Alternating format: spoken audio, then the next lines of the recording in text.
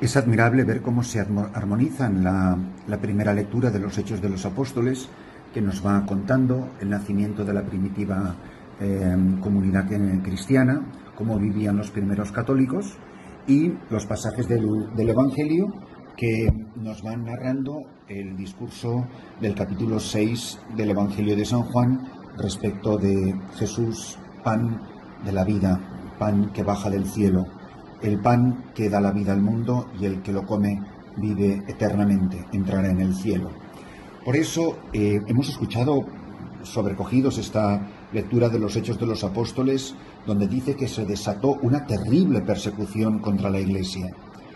Por eso leer la palabra de Dios, que ilumina el paso de la Iglesia en el siglo XXI, en este momento concreto en el que vivimos, es enormemente revelador.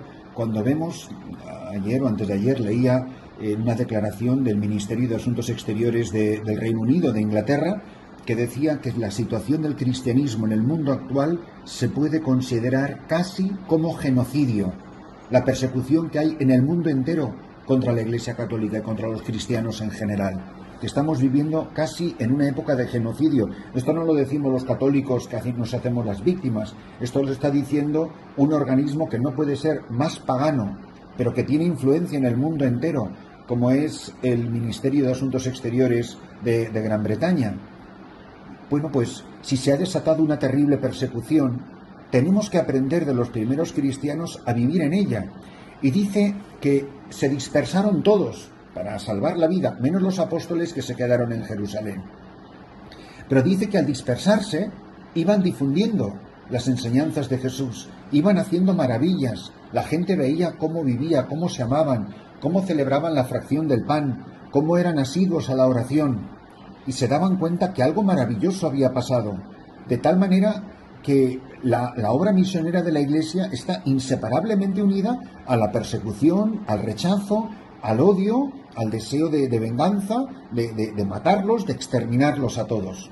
Y en concreto nos vuelve a hablar, como hizo hace unos días, del apóstol Felipe. Dice, todo el mundo creía, porque veían con sus propios ojos, dice literalmente, con sus propios ojos veían las maravillas que hacía, cómo expulsaban los demonios y cómo sanaban a los enfermos y todos los demás signos y milagros que realizaban en nombre del Señor Jesús. Todo esto nos tiene que hacer entender que la persecución ha estado en la misma entraña del nacimiento de la Iglesia, como lo ha estado en la vida del Señor Jesús. Si es que no pueden hacer esto en el leño seco, si ya lo han hecho en el leño verde. Si ya lo han hecho en el leño verde, claro que lo van a hacer en nosotros, que somos el leño seco, dice Jesús. Dice, si a mí me han perseguido, os perseguirán a vosotros. Somos consortes, corremos la misma suerte del esposo.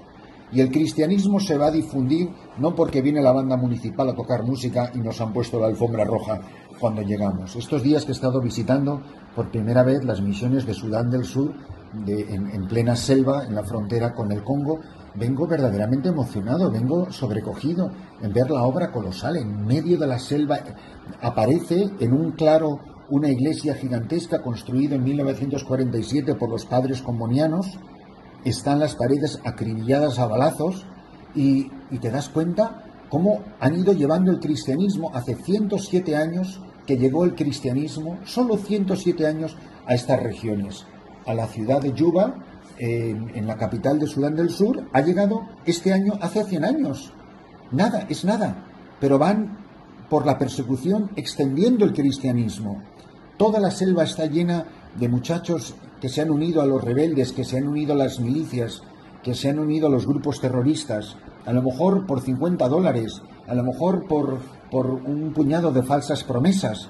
Y sin embargo, uno ve cómo la Iglesia está presente. Me contaban estos cristianos con los que estuve celebrando la Santa Misa este domingo, que ellos han vivido años escondidos en la selva, y ahí han vivido su fe, y allí han hecho sus chozas, y han hecho sus capillas de ramas y de palos.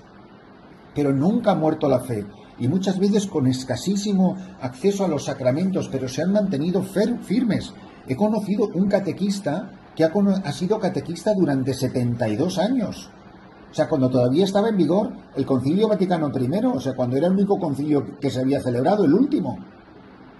Era verdaderamente impresionante, o sea, me daban ganas de besar las manos y los pies de este hombre que ha mantenido la fe en medio de la selva, huyendo de un sitio a otro, enseñando los mandamientos, enseñando las bienaventuranzas, enseñando el Padre Nuestro, el Ave María y el Credo.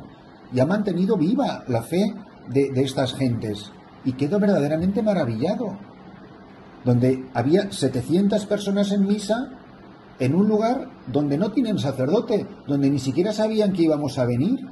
Y salían de la selva, que aparte no sabía de dónde habían sacado esas ropas tan impecablemente limpias en medio de tanta mugre y de tanta miseria, pero así es como se va difundiendo el cristianismo. Pero fijar, la última frase es la que os pido que os llevéis en el corazón esta mañana.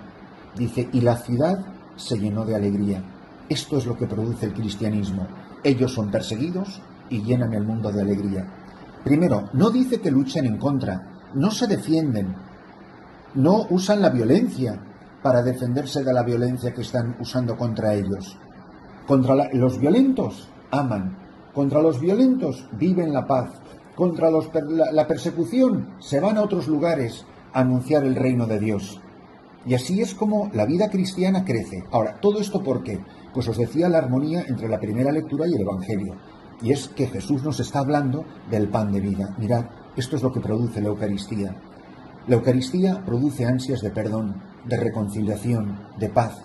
La Eucaristía es la promesa del cielo. La Eucaristía, quien la come, es el que está dispuesto a dar la vida por el perseguidor. La Eucaristía te hace morir perdonando a tus ejecutores, a tus enemigos, a tus verdugos. Así han muerto miles, millones de mártires en la historia 2 veces milenaria de la Santa Iglesia Católica. Hombres y mujeres que han muerto con el perdón en los labios a sus verdugos. Esto es lo que produce. En esta persecución, pues van a celebrar la Eucaristía en otros lugares, y así se va difundiendo el Evangelio. Tú me odias y yo te amo. Tú me persigues y yo llevo el Evangelio más lejos. Para nosotros esta mañana tiene que ser un momento para pararnos a pensar. Porque muchas veces a lo mejor creemos que hacemos un servicio al Evangelio aguando la palabra, no viviéndola en serio, no diciéndole la verdad a quien no queremos molestar, y les estamos privando de la verdad. Yo no tengo derecho a privar de una verdad que puede ser dolorosa para una persona, porque es anunciarle la salvación, anunciarle la conversión. Anunciar el Evangelio necesariamente es invitar a la conversión. Y la conversión no lo llamemos con palabras edulcoradas, azucaradas. La conversión es decir, mira, estás viviendo mal, estás en pecado, si sigues ahí te puedes ir al infierno, pero yo te anuncio la salvación. El mejor médico no es el que engaña al paciente. El mejor médico no es el que le dice al que tiene cáncer, no te preocupes, si eso es una gripe. El mejor médico es que le dice, tienes un cáncer, si sigues así te puedes morir, pero yo he venido a curarte, porque te puedo poner un tratamiento, porque puedo hacer una intervención quirúrgica. Anunciar el Evangelio es anunciar la conversión. Si nosotros no estamos diciendo a los hermanos, en caridad, con todo el amor de nuestro corazón, estás viviendo mal, te anuncio la salvación, ¿qué es lo que hace Felipe? ¿Qué es lo que hacen los primeros cristianos cuando son perseguidos? Cuando les corrigen su modo de vivir para anunciarles un nuevo modo de vida, que es la vida según los 10 mandamientos y la moral de la Iglesia y las enseñanzas de las bienaventuranzas y los preceptos, las obras de misericordia corporales y espirituales a las que nos invita la Santa Madre Iglesia.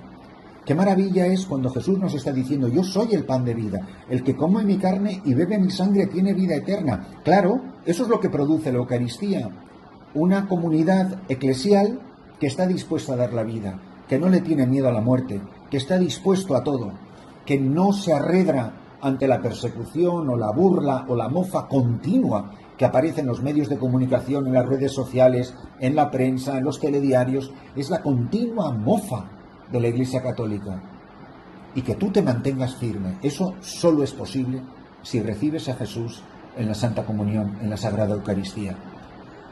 Nosotros creemos que si comulgamos en la tierra, veremos a Jesús en el cielo, porque quien es digno de comulgar, es digno de ver a Jesús en el cielo. Quien puede comulgar porque está en gracia de Dios, no tiene que tener ningún miedo por la salvación de su alma, porque es prenda de vida eterna. Es el banquete escatológico, es el banquete del cielo que se ha iniciado ya en la tierra. Por eso en cada misa cantamos con los ángeles y los santos, Santo, Santo, Santo. Lo que pasa en el cielo y lo que pasa en la tierra es lo mismo. Estamos unidos a una sola voz, lo dice la liturgia. Por eso, solo Cristo, pan de vida, puede dar a la Iglesia la capacidad de llenar la ciudad y el mundo entero de alegría.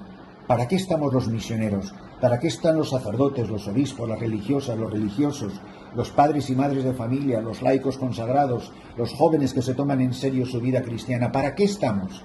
Para que Cristo, que es pan de vida, nos dé la capacidad de llenar la ciudad y el mundo entero de la alegría del resucitado.